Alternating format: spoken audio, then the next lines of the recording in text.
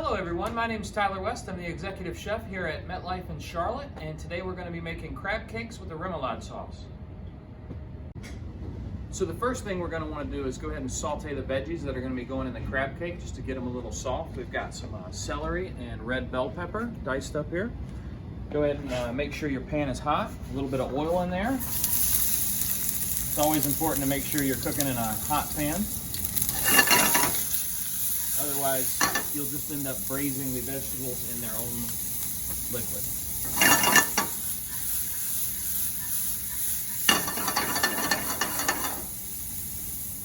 All right, so now that we've sauteed these for a couple of minutes, they're getting a little soft, but I do like to leave a little bit of crunch in there. Just gonna transfer these to another pan here. Spread these out. Now, I'm gonna put these into our cooler. So at home, you would just put it in your refrigerator to get these cooled down so we can put them into the crab mix. Okay, so now that we have our veggies cooled down that we sauteed earlier, we're going to go ahead and make this crab cake mixture. We have all of our ingredients already weighed and portioned out and everything. Today we are using a combination of the special crab meat as well as the jumbo lump. We're going to go ahead and mix everything together, but we're going to reserve this jumbo lump for the end, and we're going to fold that in gently as to not break it apart. So we're just going to go ahead and add everything in here. We've got our special crab meat, our pepper and celery that we sauteed earlier, a bit of green onion, got our mayonnaise, Old Bay, Worcestershire sauce, Dijon mustard, black pepper, just a pinch of salt, some lemon juice, and an egg, and our panko breadcrumbs. I'll go ahead and give that a good mixing.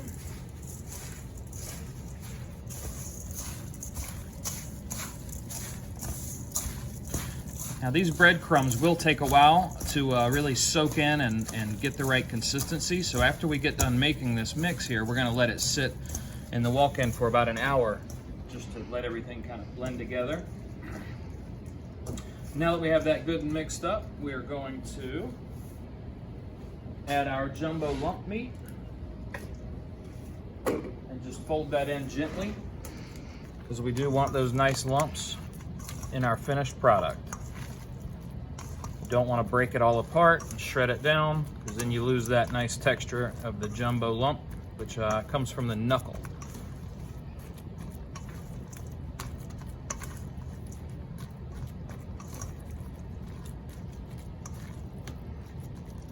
All right, so we're just going to let this set up for about an hour and then we'll make some cakes. So now we're going to make our remoulade sauce. I have everything already portioned out here, so we're just going to add it in. We've got our mayonnaise. Preferably you'd want to use Creole mustard. Didn't have any on hand, so we're using Dijon. Any mustard will work, but Creole is kind of the preferable for this sauce. As I said, we are using Dijon today. We have minced garlic, prepared horseradish, paprika, Cajun seasoning, or a Creole seasoning would work as well. Hot sauce. Tabasco is the traditional, I believe, but you can use Texas Pete or Cholula, whatever you'd like, and pickle juice. We've got everything in there. We're just going to give it a good stir here. This sauce, as well as the crab cake, if you guys are entertaining or having people over, you're making a lot of it, or you don't think you'll have time the day of, you can make all of this a day ahead of time and just let it sit in your refrigerator, and everything will be ready when you're ready. You can make all this stuff a day out, no problem. That is your remoulade sauce for your crab cakes. So now we're going to patty out these crab cakes. Whenever it comes to doing this, you can really do any size you want.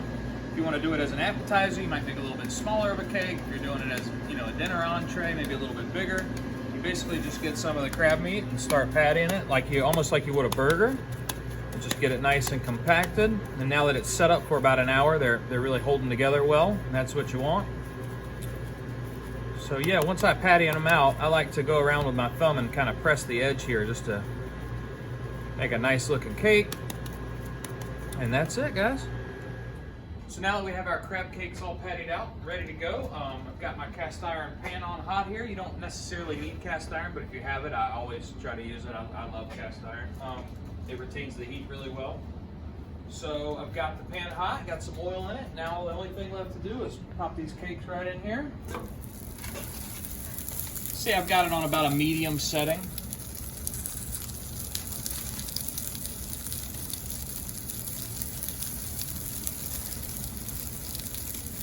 We're going to let these cook for a few minutes, then flip them over.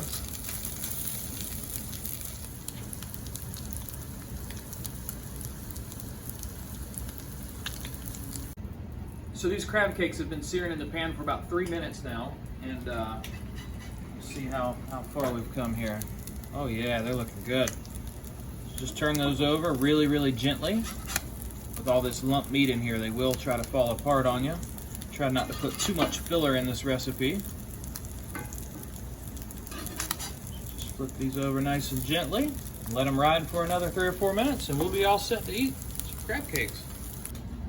So while these are finishing up in the pan and we're getting them good and hot in the center, I just wanted to make mention that you can do this. I'm doing it kind of low and slow in this pan, but you can also sear these hot and fast and then finish them in the oven. And also, crab cakes really pair well with just about anything. So I mean, you could put these on a salad, you could do something heavy like mac and cheese. They really pair well with just about anything. So keep that in mind whenever you're making these for your family.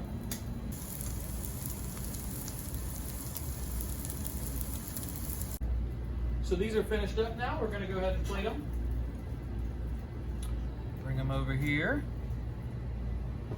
Whenever you're doing this, just remember that they are delicate, so you need to be gentle with them or they will fall apart on you. So that's it there, guys. You got your crab cake and remoulade sauce. Thank you so much for joining us to watch this video today. We sure hope you enjoyed it, and we hope this recipe works out really well for you. Thank you.